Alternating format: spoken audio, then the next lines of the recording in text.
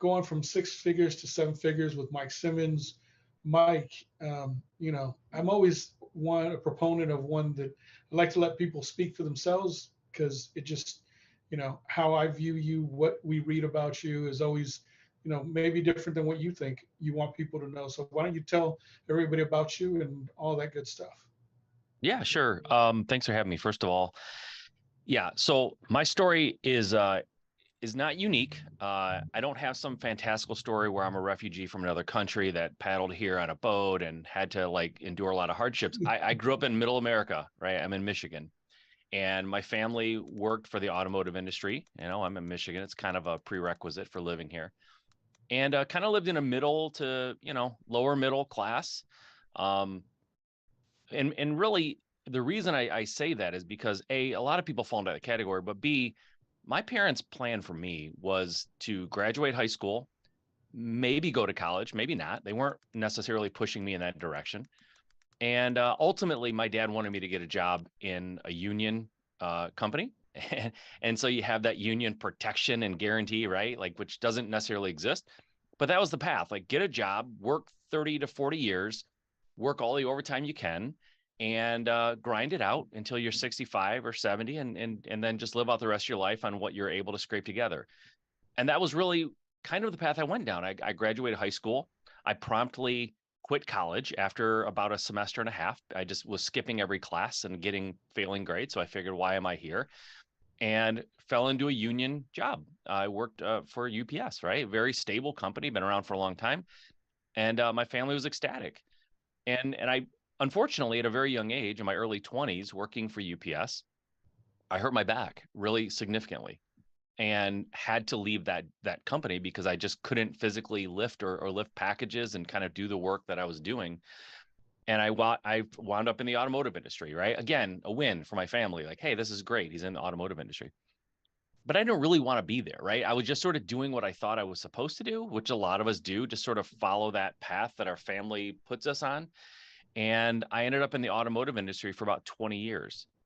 Was able to progress and get promoted and make decent money, not phenomenal money, but okay money, enough money to make it hard to leave because you start buying toys and houses and, you have bills. And I found myself there grinding it out in the automotive industry. But what I started to realize was two things: the positions in the automotive world that I was striving toward, right? Program managers and directors and VPs, all of these people, I would watch them and they weren't happy. I thought if I got to that position, I would be happy because I'd be making a lot of money and it would be great. But they were miserable. They routinely talked about how much they disliked their wife, their husband, tried to get away from their kids. Like they hated work, but they were a slave to it, And I was like, this is my future I'm looking at right now. And so I started running the numbers on like, what do I make? What's the cost of living increase I can expect over the next 20 or 30 years? What are the raises I can expect over the next 20, 30 years? And I realized there was no way for me to retire before I was 70 at the rate I was going. And it really kind of hit me all at once in my early 30s. And so I started looking for a way out of that. Like, what can I do to escape this inevitable life that I've created for myself? And I started looking into things like stocks and stock market, and it was just boring. I hated all of that. I just couldn't stay interested. But eventually, when you Google investing for retirement, investment vehicles, how do I invest to make a lot of money, those kind of search terms, you hit real estate. And I did. And real estate really hooked me. I was really like drawn to the possibilities and reading success stories of people who didn't seem any smarter than me, who were really, knocking it out of the park in real estate. And so I started going down that road. And to be honest with you, it's a very long story, but I won't go into exactly. But in 2003, 2003, I made the decision I wanted to be a real estate investor. I wanted to go down that real estate path. I didn't start my business. I didn't get my first house until 2008. So I spent 5 years spinning my wheels, procrastinating, kind of paralysis analysis, all those things that people do. And it wasn't until I hit like emotional rock bottom. I was working, like I said, in the automotive industry. I was responsible for a small team of prototype builders. We built seats at the time. And we had been working late every single night. We had been there till at least 8 o'clock or later. Monday through Friday. It was Friday. And the customer was in the building. My boss was in the building. And there was a lot of stress around this program that was running late. And we were trying to get it back on track. And the whole team was exhausted. They hadn't seen their kids, hadn't seen their wives. And the client walked up to me and said, "Hey, what's going on with this build? Like, what's wrong with the program? Why are we so far behind?" And I gave him an honest answer, right? Which is just my nature. I don't play games. I don't sugarcoat. I don't play word games. I just say things the way I think that they are. And I told him what was wrong. I said, there's two problems. Your design was an issue. It was unmanufacturable. And we had some problems on our side with suppliers. And so there's some shared blame here, but this is exactly what is causing us to be behind.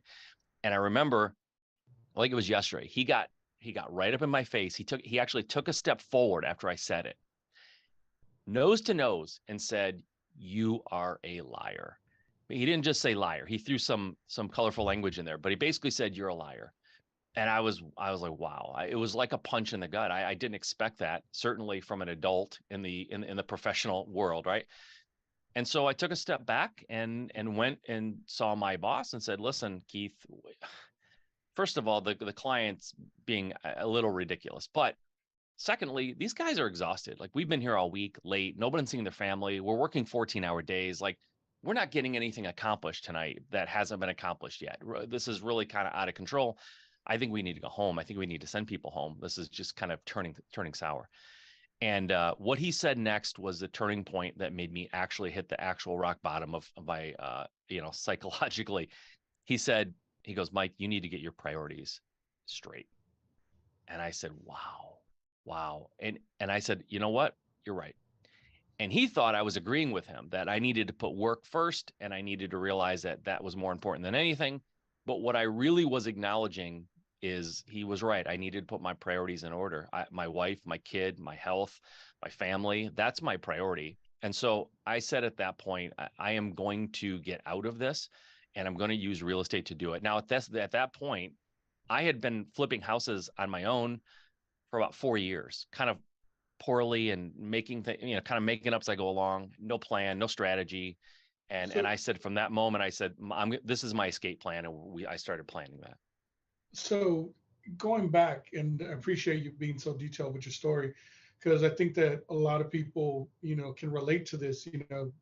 For me personally, it's like a pet peeve when I see people say, well, if you're committed to real estate, you just got to burn the boats. And sometimes that's not feasible for people, right?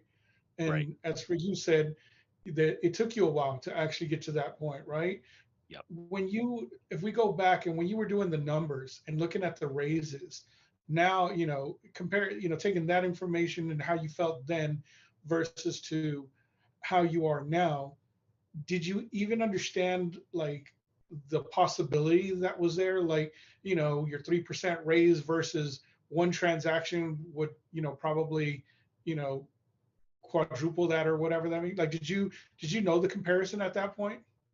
No, because when I was running those numbers, I was like most people, my mindset was, how much money do I need to just survive the rest of my life? You know what I mean? I was like, I wasn't thinking big. I didn't know what real estate would be able to do for me. This was right at the beginning when I was starting to understand that I needed to try to do something. And no, I was looking at it from like, okay, right now I bring home, $4,500 a month. Like, what do I do so I can bring home at least 3,000 so I can, make my house payment and have enough and like be break even. Like, I was looking at like, what is the least amount that I would have to earn in order to be able to leave? And I don't advocate thinking that way. I really don't, because you shoot that low and you don't make it for some reason, you're in real trouble. I'm a big fan of shooting a little bit beyond what you need or what you expect. And so, no, I had no idea that, honestly, when I started in real estate, if you'd have told me what is happening right now in my business, I would have blown my mind. Even when I knew the possibilities, it would have blown my mind. I wouldn't have expected me to be where I am. And then maybe 10 years from now, I'll be blown away by where I am. But, I'm the kind of person that sets a goal, achieves it, and then I look for the next bigger goal. And in real estate, even in business, the more you know what you can do, what the possibilities are, right? So before I started, I had low expectations and I had low goals. Now my goals are much bigger. And that's interesting because for the most part, most people jump into real estate, right? Because they jump in because they see that it's like, I used to joke back in 2005 was that everybody who gets the real estate license swears they hit the lotto, right? Um, Yeah. and I think that most people get into it with dreams of that, right? Like, oh, I'm going to Yeah. have six-figure months every month or whatever it may be. And that's not the reality for the majority of people in this industry.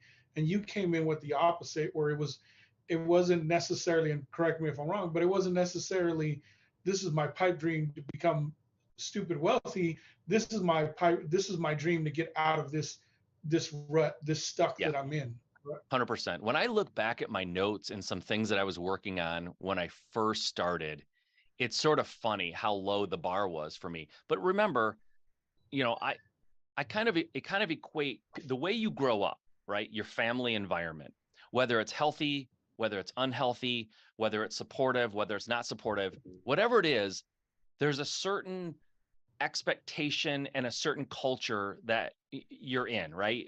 And I don't mean culture as in like nationality. I just mean like there's a certain way that things go in your family. And Right. and it's like this gravitational pull. For me it was. I had all blue collar around me, blue collar mentality, which is fine. There's nothing wrong with that. But when you try to do something extraordinary, when you're from that world, it's just sort of like this gravitational pull, right? Like look at the firepower a rocket needs to escape our Earth's gravity. I felt like that was the Earth's gravity was my family's gravity, like kind of pulling me back to what they thought I needed to be doing and what I thought I needed to be doing. And to get beyond that took an awful lot of firepower for me. At first, my first goal was just to hit the outer atmosphere, right? Let's just get up there and see what's going on. Now I'm shooting for other galaxies, to use that analogy. I got much bigger goals, but at first it was just let's just get up into the upper orbit and see what's what. Let's just see if we can survive up there. And that was my original goal, like to survive. And that, I guess that always circles back to the saying of, you are the average of the five people you surround yourself with, right? Yeah, that's tremendous. It's funny to me as I go along here and I've had more and more success, been exposed to more and more successful people.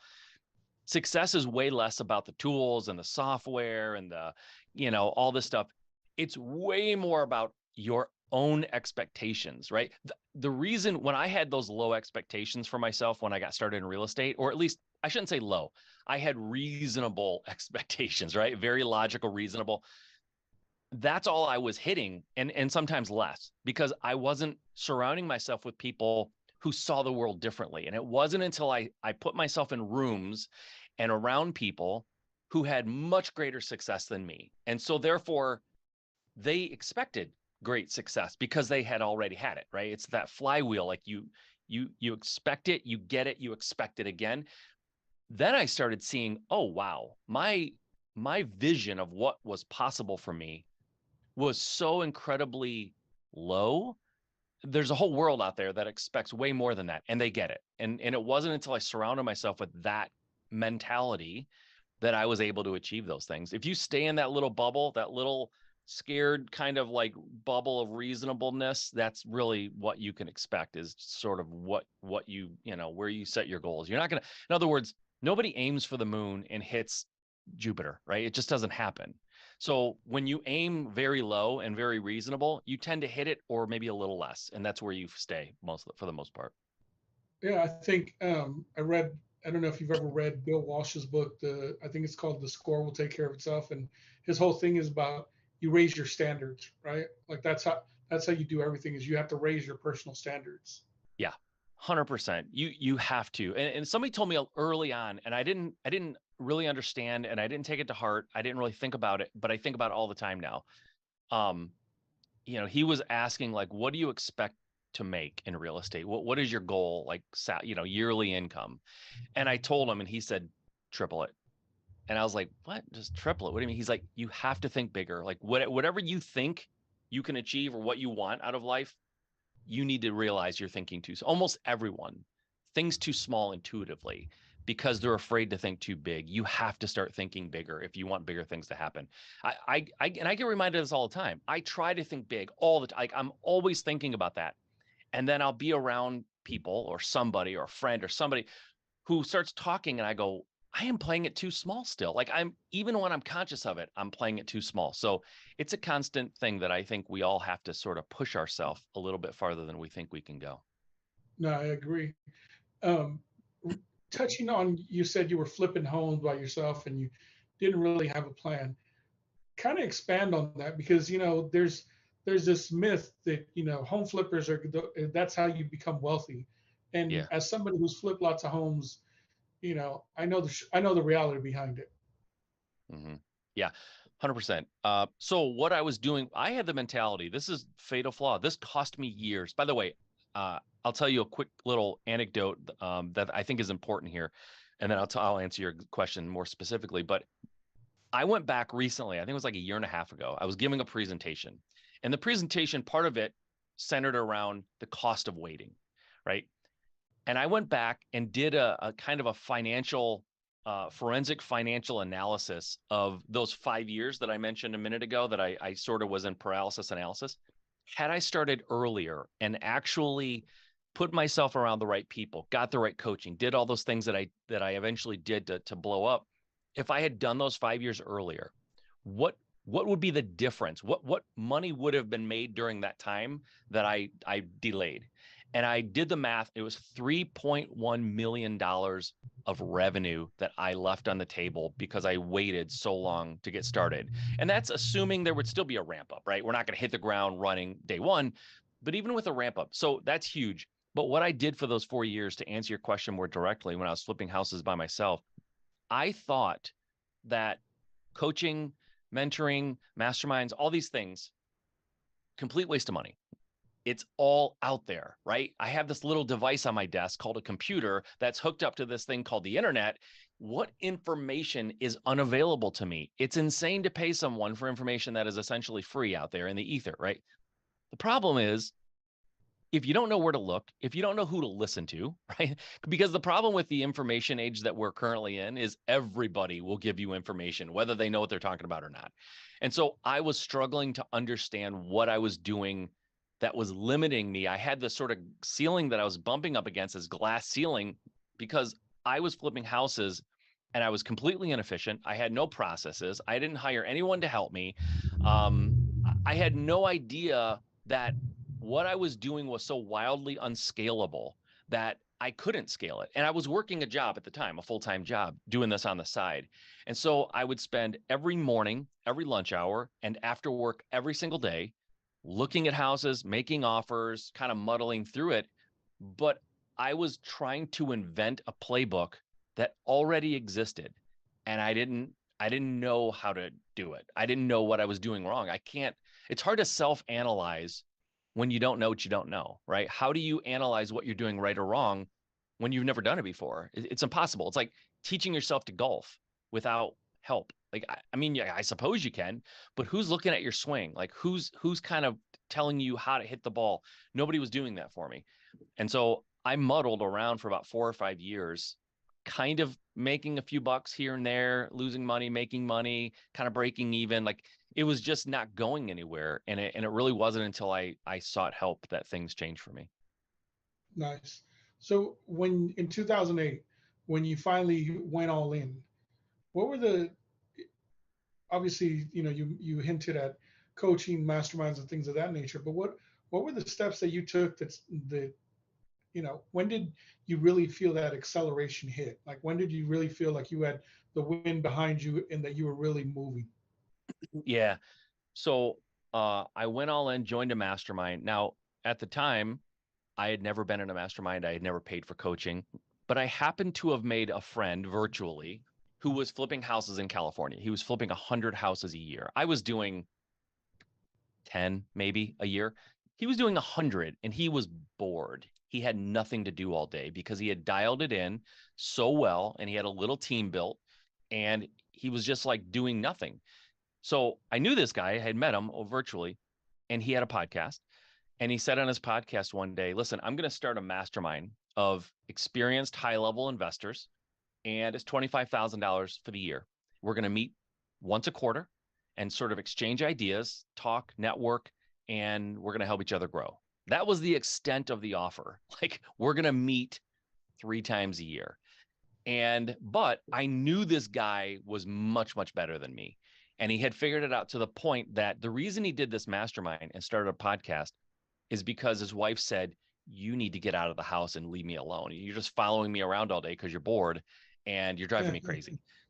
And so I was like, if this guy is so bored flipping 100 houses, by the way, in Southern California, right? Very competitive.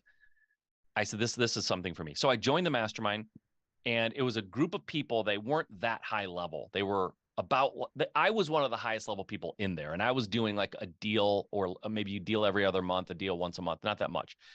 I was one of the most experienced people, but there was one guy who was also running the mastermind, who is he was a mentor of mine. He still is. And he's a dear friend of mine named Andy. Andy was also doing 100 deals a year in Utah, which is an, very competitive market also. But he sat me down, and he was about 4 years before he was about where I was at the time, but he had gone and he was doing a couple $1 million a year in business. And I said, Andy, you were where I am 4 years ago. What did you do over those 4 years? Like, he sat me down and showed me the roadmap. And he said, I did this in 4 years. And I said, but I have all of your hindsight, right? Like, I have all of your lessons learned. Shouldn't I not be able to do it faster than 4 years if I'm not figuring it out as I go like you had to? And he said, yeah, definitely. You should definitely be able to do it sooner.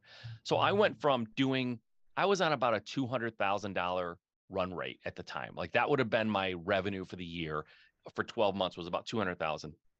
After talking to Andy a handful of times, a couple of meetups, within 12 months, actually it was a little less than 12 months, my company profited $1 million within a 12-month period of time, because I had clarity now. I tell people all the time, if you can use other people, successful people in whatever industry you're in, if you can use their hindsight, their 2020 hindsight as your foresight, imagine what you can do, right? Imagine if you're trying to walk across a minefield, but somebody gives you a map that pinpoints exactly where the mines are. You just don't step on them. You get through that minefield safely and faster. And that's exactly how I felt. I was able to use his hindsight as my foresight. And so he taught me things like how to hire, when to hire, right? I was completely freaked out by hiring. But what was happening, part of my problem was, yeah, I couldn't get any further than I was because I was at my own bandwidth's end. I had no more to give at the end of the day, at the end of the week. And I needed help take the things off my plate that were not the highest and best use of my time. So that was number one. He also taught me about building teams and having that company culture that makes people want to work hard for you, right? Huge thing he taught me. And this is so overlooked, because as an entrepreneur, usually, especially in real estate, people who get a little bit of traction, have a little bit of success, they're real good at finding deals. They're real good at closing deals. They're great at talking to sellers. They're great at all those things. What they don't love usually are numbers and spreadsheets, and that mundane entering figures into a spreadsheet, analyzing the numbers. Most entrepreneurs shy away from that because it's so, monotonous. We like going out there, making things happen, talking, wheeling, dealing, getting to sellers and buying houses and all that, making deals. And so he taught me the value of KPIs. You have to know your numbers, because if you're going to grow and you're going to allocate funds toward marketing, for example, if you don't know what marketing is working for you and to what extent it's working, what is the multiple? When you spend $1, do you make $2? When you spend $1, do you make $10? If you spend $1, do you lose $1? Like, what's happening there, right? That and other KPIs related to my company, he showed me how to put those in place. So now I had not only a small team around me, but I knew how everything was performing. So I knew what levers to pull. I knew where I could put more energy and time to really multiply what was already working. And I knew that I had to either work on or eliminate some of the things that weren't producing for me. And so I put KPIs in place that made a big difference. And then the marketing side of it too. I just wasn't marketing effectively. I didn't know what to do. I was just throwing money out there and, spit against the wall and trying to see what worked. But there's a strategy and there's a methodology behind marketing that I learned that was huge. And like I said, just the coaching, having someone that I could call or talk to meant everything to me. And you covered a lot of very important stuff that I kind of want to touch back on. Sure. So going back to, you said using somebody else's hindsight for your foresight. You know, I think a lot of the problems that we run into, I know I did early, was that even when you pay for the mastermind, the coaching, the programs, there's that little voice inside of you. You've been an entrepreneur forever, or you think you're a little smarter than you are, that you start to tweak things. So, like, did you ever find yourself going like, I just need to follow exactly what they said, or were Well, you always that way? yeah, here's my superpower, right? Some people are great at sales, some people are great at marketing. Here's my superpower. I am really good at listening and following directions when I feel like the person giving me the direction is the real deal. So I was raised by a Marine. My dad's a Marine. Uh, in my house, we followed directions. When we were given a direction, we didn't question it. We didn't try to tweak it. We didn't improvise. We did what we were asked to do as kids, right? So as an adult, when I met Andy and I knew Andy was legit, I was very comfortable that he actually had the business he claimed to have. And I knew that for a fact. Anything he told me, I did it exactly how he said to do it. And I did it with enthusiasm. Like, I think massive, crazy implementation is one of the keys to success. I don't know anybody who's successful who doesn't implement and take action in a massive way. That is a huge key. So when he told me, hey, this is what I did, this is what I would do if I were you, this is what I'd do first, and this is what I would really emphasize and what I would prioritize, done. Next. Now what? Like, that's how I operate. So, I think if you're not coachable, you're doomed to failure. I don't care who you are, unless you're happy where you are or you're interested in failing in some level, right? Because I do think there's something behind that old phrase, if you're not growing, you're dying. I think if your business isn't growing and evolving, it is dying. You're eventually you're gonna struggle. And so I'm constantly trying to improve. And the only way you can improve is to open yourself up to the possibilities that you should or could do something different. And so coaching and being coachable. And I played sports in high school. Like, I wasn't the greatest athlete, but I played all kinds of sports. From the time I was able to throw a ball, I was on a team, and I did that through my senior year. And so I was very good at being coached. I had a Marine as a dad. Like, just tell me what I need to do and let me go. And then from there, you learn how to make your own way and kind of do things your way. But in the beginning, if you don't know, you've got to have someone that can tell you, and then you got to implement it. There are people out there that I have called. I got this from my friend Justin, whose mastermind I joined, but he said there's people out there, and he called them yeah butters. Anytime they ask you for advice and you give it to them, they say, yeah, but I've tried that. Yeah, but that doesn't work in my market. Yeah, but I live in a bad part of the country. They're yeah butters. No matter what you do to help them, their response is yeah, but, and they don't succeed. They struggle because they're not coachable. They always have a problem for every solution, right? Exactly. There's never anything but a problem in their world. And listen, a lot of success, man, like I said, it's not spreadsheets, it's not software, it's not where you live. It's what you do with what you have. I have been coaching people for 7 years, and I have given people, like, to use the housing and building analogy, I have given people the blueprints, the materials, and all of the tools to build what they want. And some people take that information and run with it, and they build something even bigger than what I expected from them. I give other people the exact same blueprint, materials, and tools, and all they do is blame the blueprint, the materials, and the tools. It's never going to work because what they were given isn't sufficient.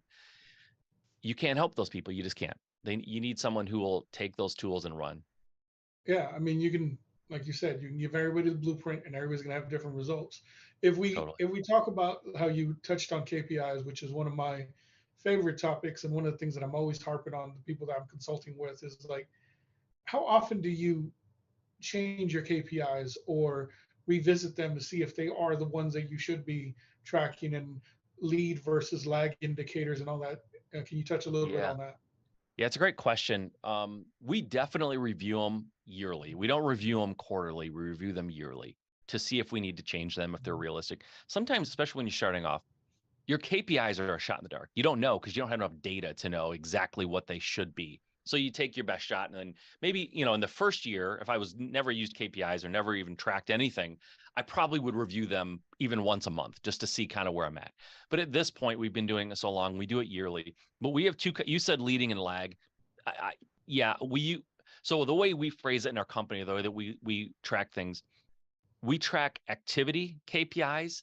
What are we doing on a daily basis? The activities that we know lead to the results. And then we do have results KPIs. Results KPIs are how many deals did we get last month? What was our revenue? Like these, how many phone calls did we get? Like these are all things that are in the past. We can't adjust them. But we do know that certain activities, like for example, in our world, the people who go out and buy properties, we call them acquisition managers, right? Some people just say sales, right? Sales is more of a traditional way. But part of their role in our company is doing outbound prospecting, right? So how many calls are they making? And usually it's to our database for the most part. They're calling leads in our database. How many outbound calls did my acquisition person make today? How many are they making tomorrow? What do we expect them to make this week? And so if the goal is to make 100 calls a week, let's just say, for example, and on Thursday, they've only made 10, right? We're in trouble. Like we can sort of correct that in real time. How many did you make Monday? None. How many did you make Tuesday? None. Okay. We need to really correct this now so that at the end of the month, we know we're going to hit some of those results that we were looking for.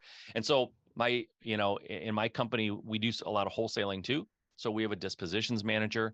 And how many buyers are you bringing into the funnel? Like how many deals are you sending out? So we can reasonably predict what's going to happen at the end of the month as long as we're hitting our daily activity KPIs. And so that's the way we look at it. It's activity and results. Those are the two things that we typically focus on.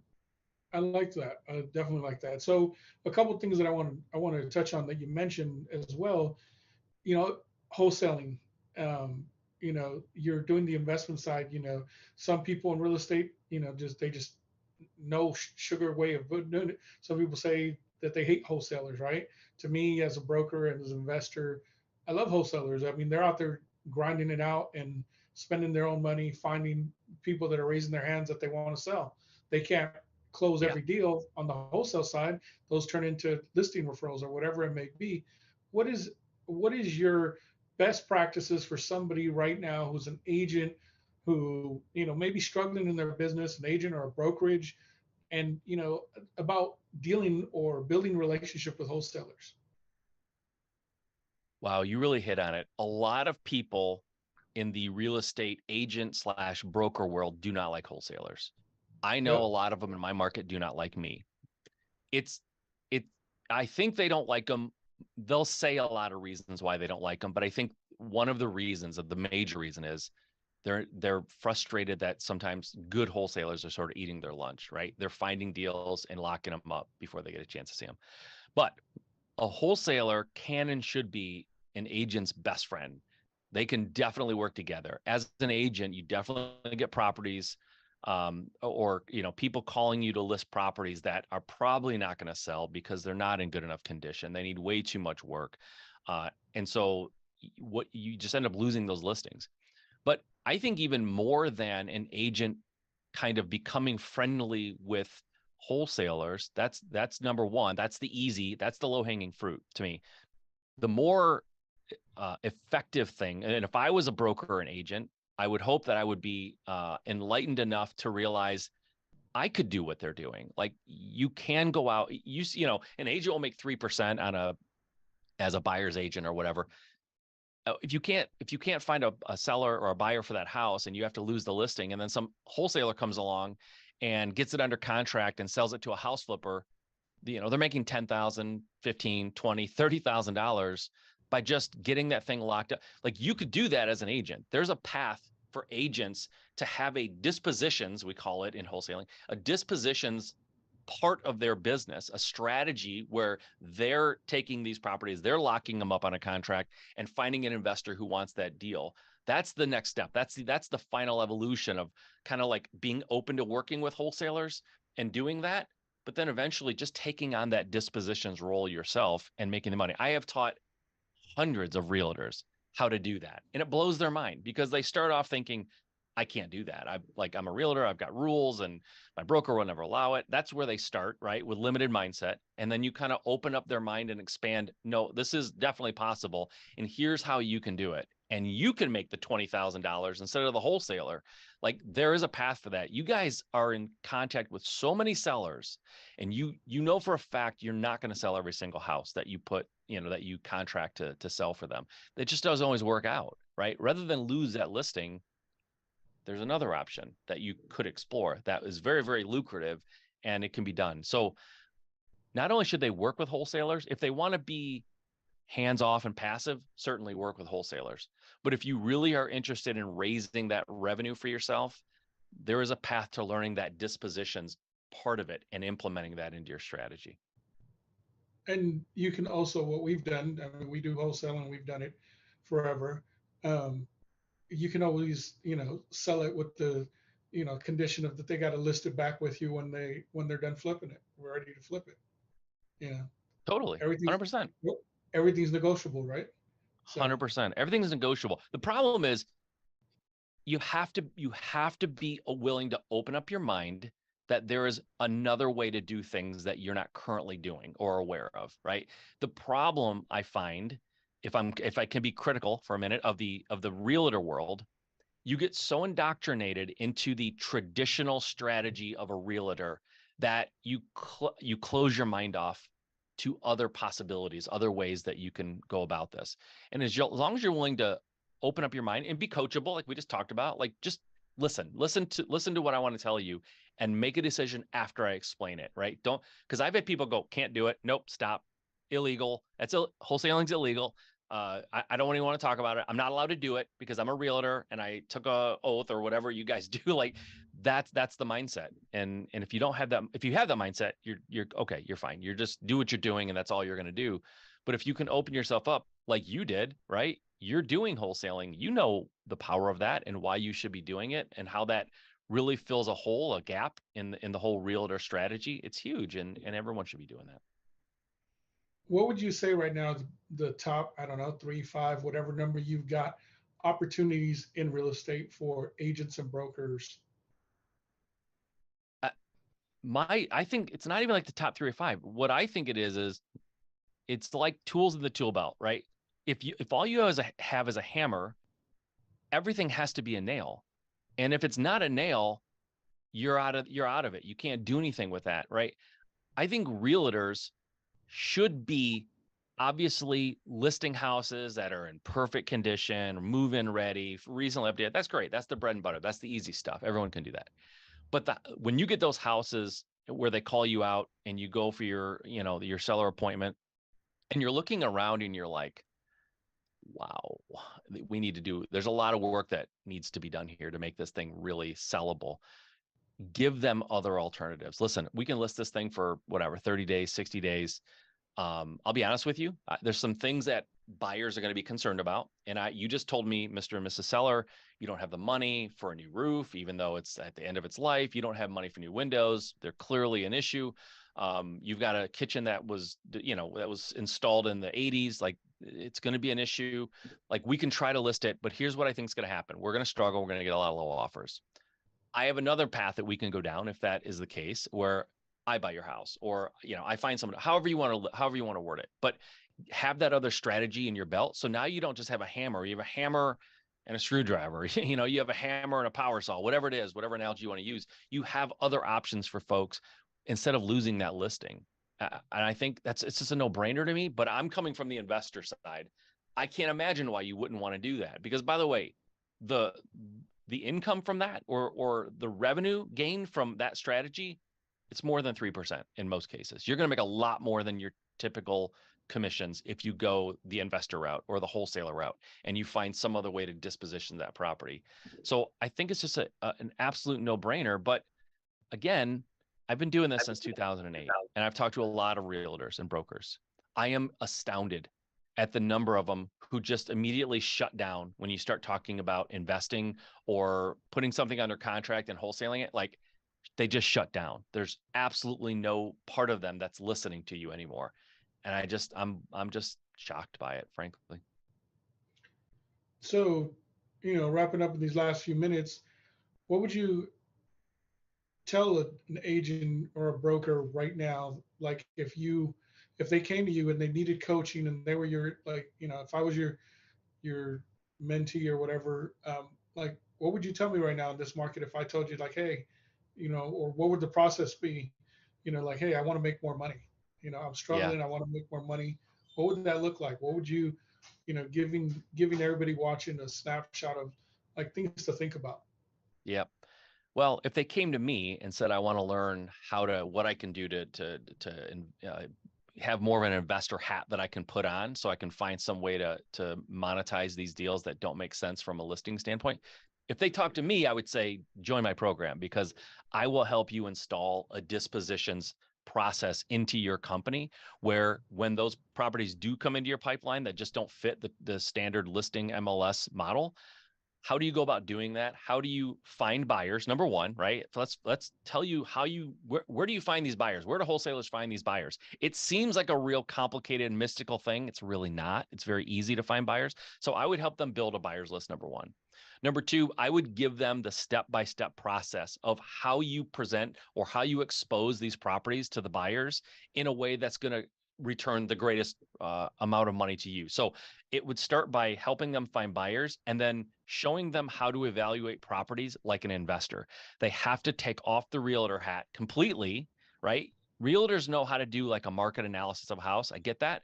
We do it differently in the investing world. And so if you're going to sell to an investor, you have to get in their brain and understand how they look at properties. And so I would teach them how to come up with what we call the ARV, right? The after repair value. And it's not the way you do it as a broker or a realtor. So I would show them that process. So find the buyers, understand how the math they do to figure out what that property's worth, and then show them how to expose that property to them in a systematic way that allows them to get the most money for that property. I mean, it's a process. It's not nothing. It's not completely simple, but it's not brain surgery. And I've been doing this so long that the dispositions process for me, like that part of it where after you get the contract, now how do you find the buyers and how do you maximize that?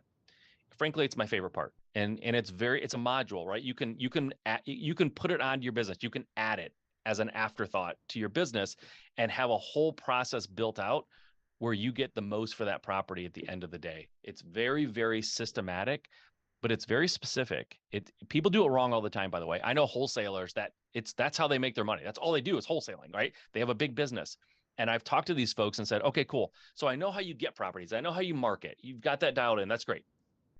What do you do for dispositions? What does that look like in your company? And I would say 9 times out of 10, I don't care if they're a huge wholesaling operation or if they're brand new. 9 times out of 10, they're doing it really poorly and they're leaving a lot of money on the table. That's an aspect of real estate, specifically wholesaling, that is so underserved by coaches, by mentors, by masterminds. It is treated like an afterthought. But here's my thought. They say you make money when you buy, right? You've heard that phrase. You make money when you buy. And I believe that. You do make money when you buy. You make half of the money when you buy. You make the other half when you sell, right? And so if we have a property where we should be able to make $20,000 as a wholesaler, 10 of it you make on the purchase side by getting it at the right price and really doing a great job on that end. The other 10 comes on the back end, because if you get a property at a great price and fail to sell it at the appropriate price, you're losing money. And so that part of is very underserved. And that part is great because you can take that dispositions process and plug it into a house flipper's business. You can plug it into a broker's business. You can plug it into a realtor's business. It travels well within all of the different real estate disciplines.